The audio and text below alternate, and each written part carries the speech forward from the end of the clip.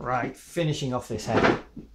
I've just quickly painted this in, the second eye. As before, it's just to say a darker blue with a little bit of white to make a slightly lighter blue on this side. Let it dry, black circle, let it dry, white dot. I'm going to quickly give him a haircut.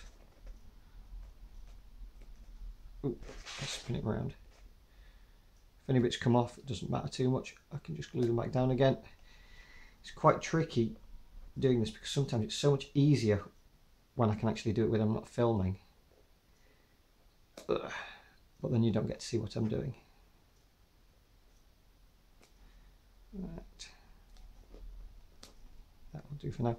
So you can go around, give the whole thing a haircut if you want. I'm going to leave it quite shaggy just because he's a Viking, so why not? If you want to do the eyelashes, I've had a little play with the eyelashes using those bits of cotton like I mentioned.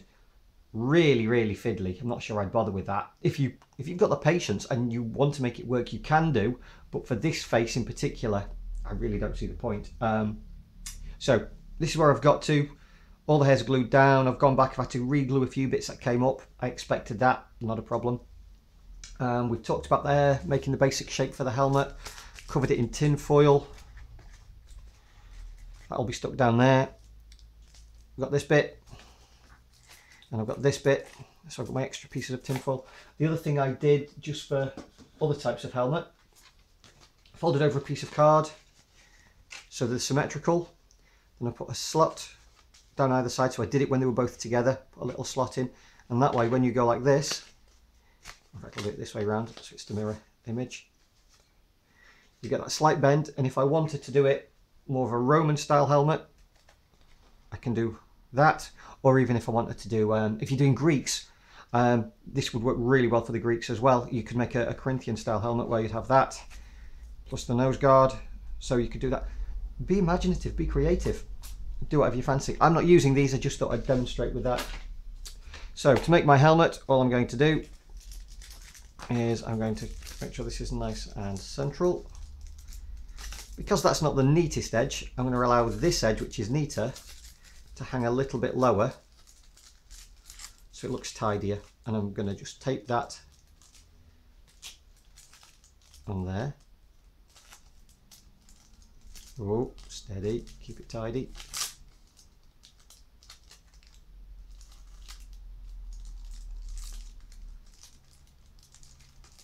Yeah, that looks okay. Oh, I just realised something. I wanted this to go under. Does it matter? I'd rather that go under this piece. Right, I'll take this off really quickly and carefully, if I can. Right, so I'll start again. I'm going to put this nose piece on first.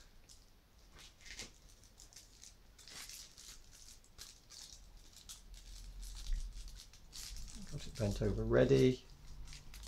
So that's about the centre line, I think, and just tape that in place. Again, it's quite tricky doing this sometimes when I'm trying to keep it in the camera shot. The big thing to notice here is that whatever you do, don't get any tape on the front. It really does mess your work up. He says as he's about to put some on. Let's see, can I get away with this? Oh, almost that. I think will go over the edge, so I'm just going to trim off a little bit of the tape off. There we go, that keeps it nice and tidy. So there's my nose guard, that looks okay. And now I'm going to get this piece over the front. I'm going to have to get some more tape. Where did I put my tape? There it is. I'm doing this at the kitchen table, and this is an absolute tip. I've got several art projects on the go at the moment, you see. I'm trying to make little bits of space for everything. So, to finish this off, I'm just going to go like that now. Yep, that's looking okay. And then try and get that back into the centre. That looks about right. And again, really important, make sure no bits of tape are showing.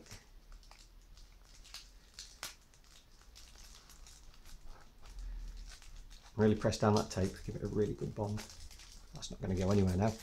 And then with these little bits that are slightly wider, I can tip the whole thing up.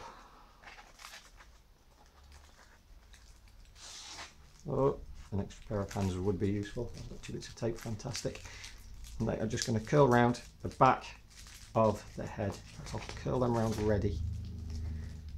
So ready to bend like so. That one could be a little bit longer, it's not quite central. It will do.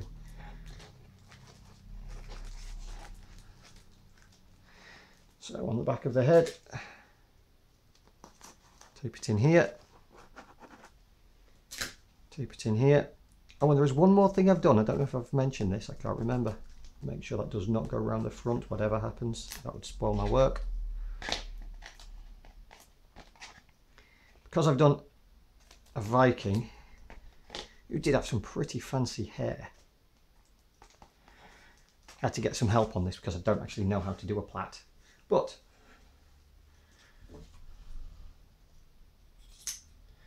I've got a plait made up here. It's a bit too long, but it doesn't matter. And I could even have my Viking plaits. Now that would be under the helmet if I wanted my Viking plait. You could have one on one side, one on both sides. Sometimes they would even plait their beard, so you could have a longer beard.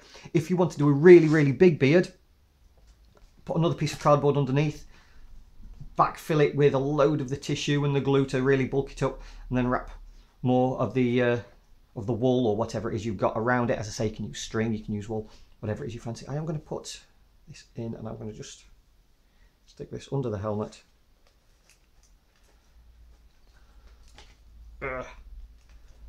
Like so. Now if I was planning this properly, I would have actually said, right, I'm going to glue this down before I do this bit, but me being me, I'm just making it up as I go along. And I think I'm going to call that finished. Let me see if we can find a nice clean piece of card or something to rest it against.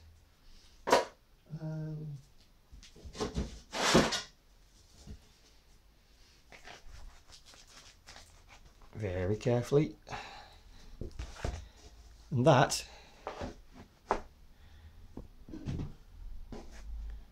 is my Viking face.